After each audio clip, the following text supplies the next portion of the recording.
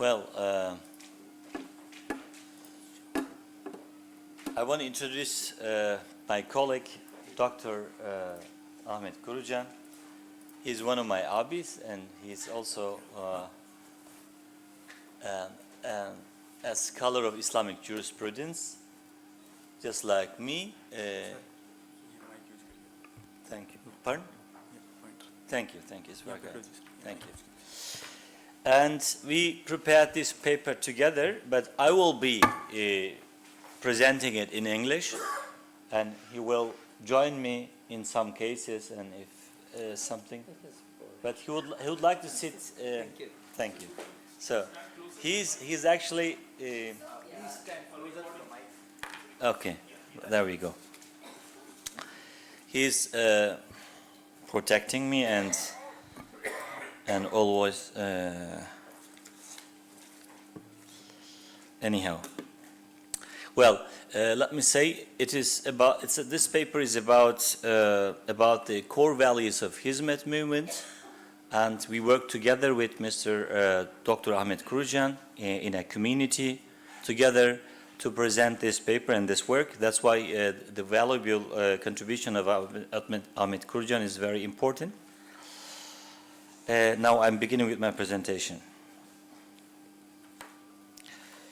Ladies and gentlemen, distinguished professors from all over the world, from hosting the successful Jindal University of India, worthy organizers and initiators of this special conference, valuable experts of the Hizmet Movement, and honorable guests. Today, we do not have enough time to present our topic within 15 minutes. This, according to us, a very promising document. The religious foundations of the core values of the Hizmet Movement cannot be presented within 15 minutes. We have 20 minutes. Okay, 5 minutes more. We will try. Let alone the comparison between Islamic documents, thank you very much, on human rights. We will try to summarize the core objectives of the Hizmet document and some other declarations of the Islamic approach to the international human rights. Then we will search for the similarities and distinguishing features of the Hizmet Movement document. We will delay the deeper survey of the critics of the Hizmet document to another time, since we don't have enough space for it within this conference. As you already know, Hizmet Movement released a document on the 21st September 2025 concerning the religious foundations of the 12 core values of the Hizmet Movement. The 12 core values, I hope you know that, 12 core values are already launched on the 21st September 2021 with the contribution of several organizations representing the Hizmet Movement throughout different countries. The Association Alliance for Shared Values was the leading organizers in this document. The researchers of Hizmet and some other scholars found those values very promising, but they criticized the 12 principles being abstract without any background of any religion, especially Islam. This was the reason that 3 foundations came together, just like Islamic Academy for Education and Society from Germany, and Alliance for Shared Values, as well as the Wise Institute from the United States, to put in the justification of the declared principles from religious sources, it as the Quran, the Sunnah of the Prophet, and the ijtihad of the scholars, as well as the works of Gülen's predecessor, Bediüzzaman Said Nursi, and Gülen himself. After 3 years of search, the document was released in Turkish with 21 pages, giving verses, hadiths, and opinions of the scholars till to Mr. Fethullah Gülen, and underlying the necessity of justification of 12 principles of the Hizmet movement. This important attempt could be understood that the Hizmet movement, a global education movement struggling for universal peace, focuses on the values rather than mortal personalities, such as its founder. This document, better said, work or book, is now in the process of translation in English and German as a whole. The primary goal of the book is to demonstrate that these universal values are deeply rooted in Islamic tradition and provide a theoretical basis for the movement's practical activities. The book emphasizes that every human being is inherently honorable and valuable, regardless of their religion, language, or race. Based on the principles of inviolability of human rights, since they are based on humanity, not on religious identity, technically said, al-ismatu bil-adamiyya la bil-iman wa la bil-aman. And all individuals are considered equal before the law. To this self-evident particular position, we want to give an important source from one of the most prominent scholars of Islamic jurisprudence, Ubaydullah ibn Omar ad-Dabusi, who died at 1039, so in 11th century. Abdullah ibn Omar ad-Dabusi is one of the most important theoreticals of Islamic jurisprudence, and he wrote in 11th century about human rights. He says, Az-Zimma. Az-Zimma means lexically covenant. When God, the Exalted, created human being to bear his trust, he honored him with reason, guarantee, and covenant, Az-Zimma, making it capable of bearing rights and duties.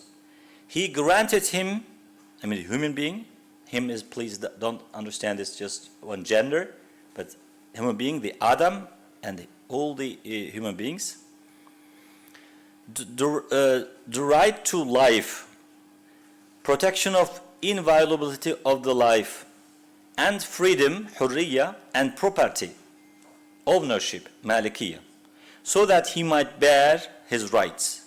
Then he imposed upon him the rights of God, which he termed amana, as he willed, much like when we enter a covenant with non-Muslims and grant them guarantee, becoming responsible for upholding their rights. In this way, all rights established in this world for Muslims apply equally to non-Muslims.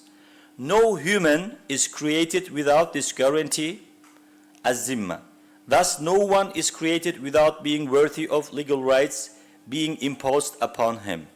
Just as no one is created without being free and owner of his rights. These bestowals of favor, karamat, are granted to him, human being, based on his guarantee az-zimma, and therethrough he bears the rights of God, the Exalted. As a result, so this is one of the documents which has probably inspired also, as far as I think, John Locke in his two treatises of government, talking about three fundamental rights: right of life, right of property, and right of freedom, being freedom.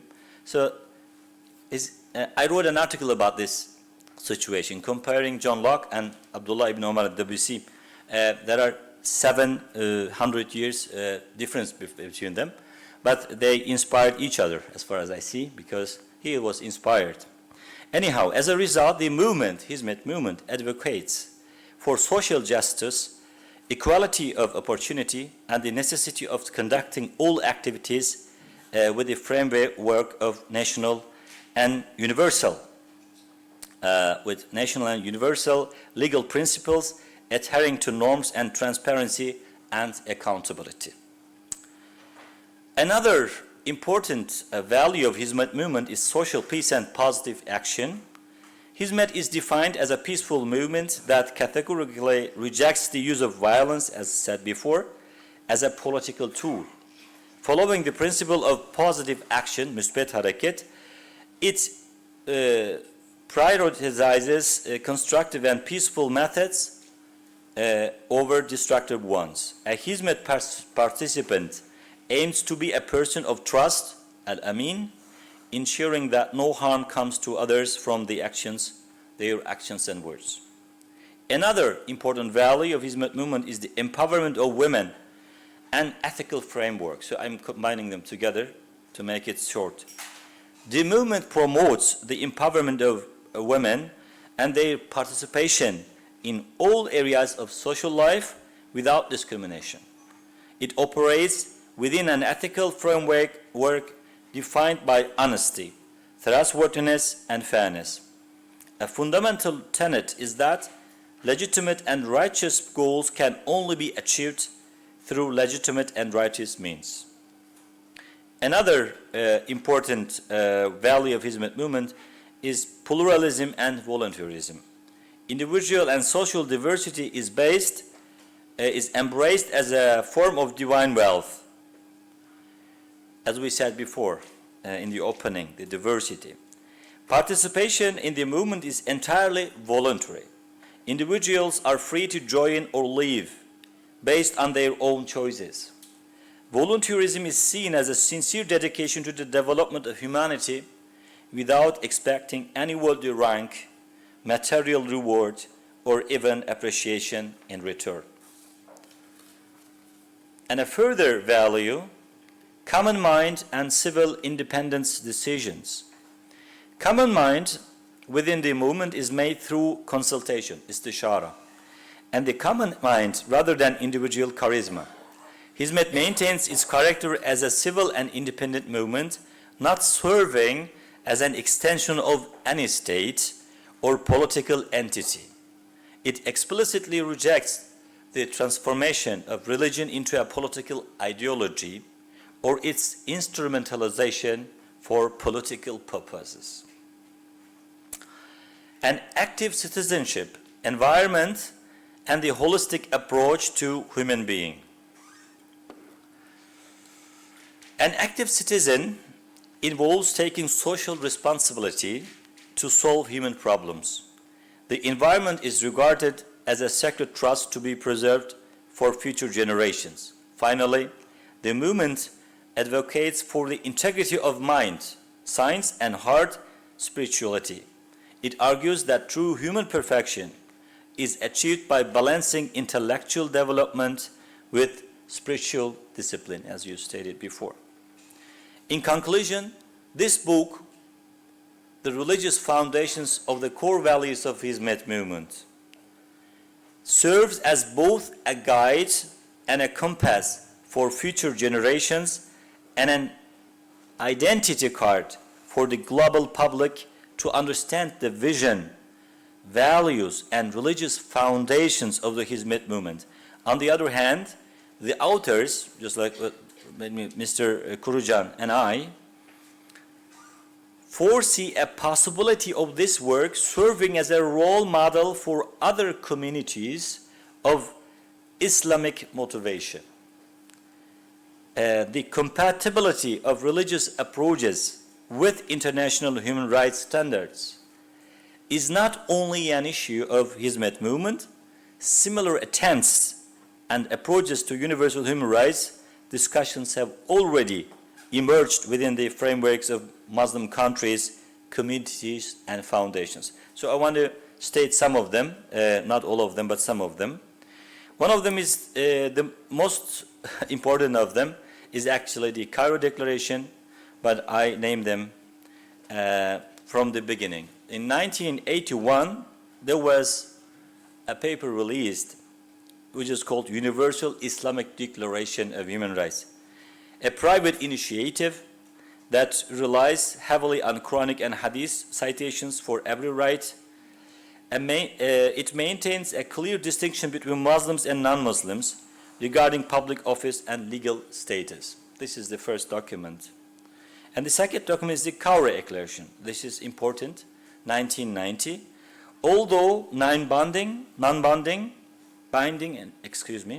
it holds authority among 57 Organization of Islamic Conference member states. It confirms some United Nations guarantees but negates others by subordinating them to Sharia. So this concept is also a very misleading and misunderstood concept, Sharia, part of the religion. But in those documents we see it as a normative document, as a text, as the rule of law or something like that. And there is this Arab Charter, a bit different, of different nature, 2004. This is considered to be the most progressive document and is legally binding for the 10 states that ratified it. It refers to the universality of human rights and provides exemplary protections for children, the disabled, and women against domestic violence. The nature of these declarations are primarily defined by the attempt to reconcile human rights with Islamic law, which often leads to conflict with international human rights protections. In these documents, Sharia is frequently positioned as the supreme or sole source of law, effectively making international standards secondary. Another weakness of those documents are the concept of ummah. Unlike the universal approach of the United Nations, these documents often focus on the ummah, the Islamic community. This collective focus contradicts the principle that all people are equal, as rights are sometimes restricted to the faith community. Another weakness of the document is the duties of rights. The critics often highlight that classical Islamic law regulates human duties rather than inherent human rights. And also there are some Sharia reservations according to the understanding of the classical Islamic law. This is another weakness of these documents. There are some similarities with the Hizmet document. The similarities is actually they are all emphasizing on human dignity, karama. They are all highlighting the principle of consultation, and they all say that they are all emphasizing the importance of the Quran and the Sunnah. So those are the three similarities. And what are the fundamental differences of the Hizmet document?